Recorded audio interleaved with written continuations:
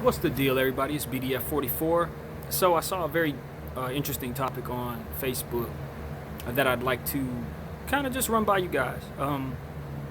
And I think this topic was originally brought up somewhere on one of the big networks, somebody's table. So just gonna run with it myself. Who was the better overall player between Draymond Green and Dennis Rodman? And then I'll just give you my opinion after that. First of all, I don't think it's much of a discussion, to be honest, in terms of overall player. The overall better overall player between the two of them is 100% Draymond Green, because Draymond Green can simply do more. Draymond can basically run your whole offense, and he's a big time defender, and he's a big time rebounder, and occasionally earlier in his career he could score some. I think he had a couple games where he scored over 35, 40 points.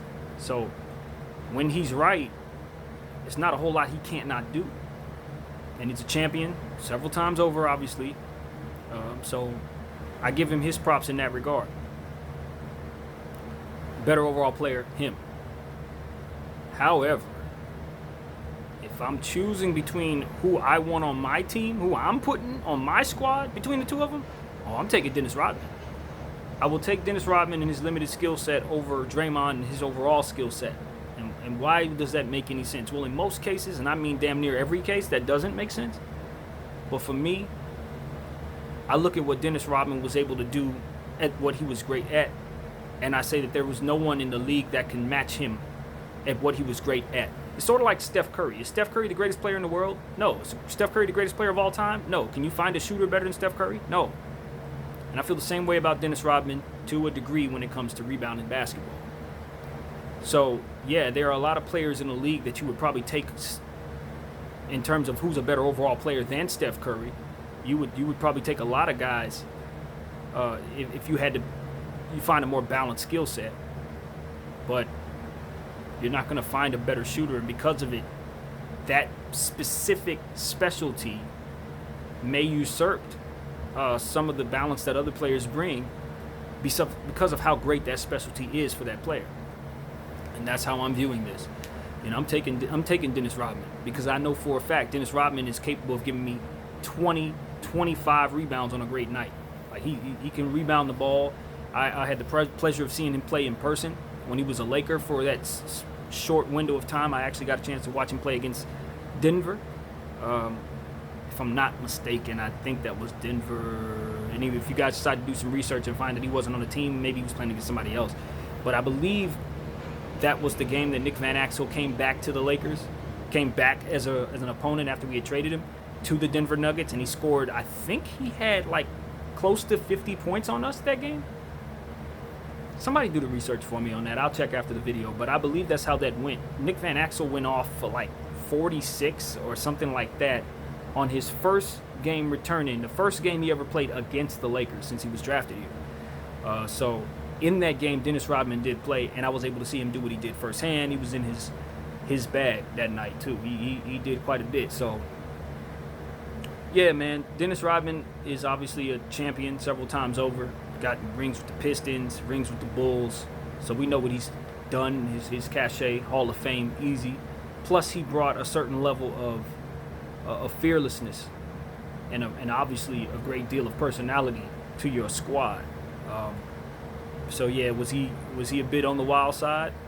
A little more than that, but at the same time, Draymond isn't exactly a choir boy, So when you're trying to balance out who would you rather have for your locker room, I'm gonna take Dennis again. I really am. I'm gonna take Dennis because Draymond, obviously, it's been well understood that he says what he means and means what he says, and when he does it, sometimes his teammates may not feel so good about what comes out of his mouth.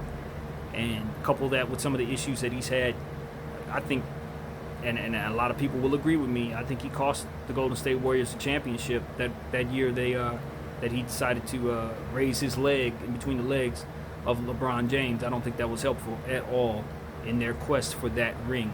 And I do believe they would have won the game that he didn't play in had he been there. Dennis never cost his team any championships, not at all.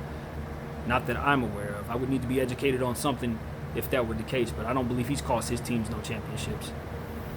But, you know, all in all, yeah, that's an easy conversation. Who's the better overall player? It is Draymond Green. He has more skills to offer on a basketball floor. If you ask me who I'm taking, it's Dennis Rodman, because Dennis Rodman's overall rebounding specialty, for me, usurps all that Draymond brings to the table. And that's just an opinion. That's not fact-based, and that's not something I would take numbers and try to weigh that against what's real. That's just how I feel about it. So, yeah, I'm going with Dennis, for me preferably. It's Dennis Rodman, dude. Like, I don't know what else to say. I mean, this guy would lay his body on the line every single opportunity he had a chance. He would sprawl out to get a rebound, sprawl out to dive for the ball out of bounds, fight tooth and nail without actually losing his cool against some of the best players his position had to offer. Dennis, I'll never forget his battles with Karl Malone. Wasn't neither one of them giving up anything. And Karl Malone is understood to be the third, or is the second? I believe he's second on the all-time scoring list. So you got to understand that Dennis Rodman was also tasked with guarding the best player on the other team, just like Draymond is a lot of the time. And I would say he was just as effective, if not more effective, on the defensive end than Draymond Green. And as far as athleticism and being able to fly up and down the court, Dennis Rodman could run with the best of them. He didn't have the ball handling that Dre has. He certainly didn't have the passing skills that Dre had. Neither one of them are particularly good from the free throw line, so I think they cancel one another out.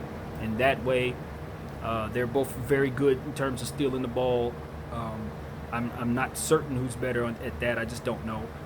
And they both could pose a threat of blocking a shot here and there, but neither one of them are known for shot blocking. Neither one of them can stretch the floor really, but I'd give the edge to Dre there.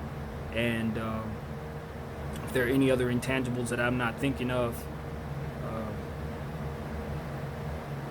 you know, feel free to chime in if you like. But yeah, that's just my opinion. That's how I see it. I don't think it is an opinion in terms of who's a better overall player, because you just look at how many skills a player has versus who they're going against, and you can clearly see that Draymond has more to give. So that's not an issue.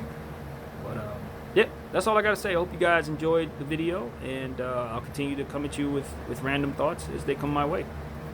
Peace. Video.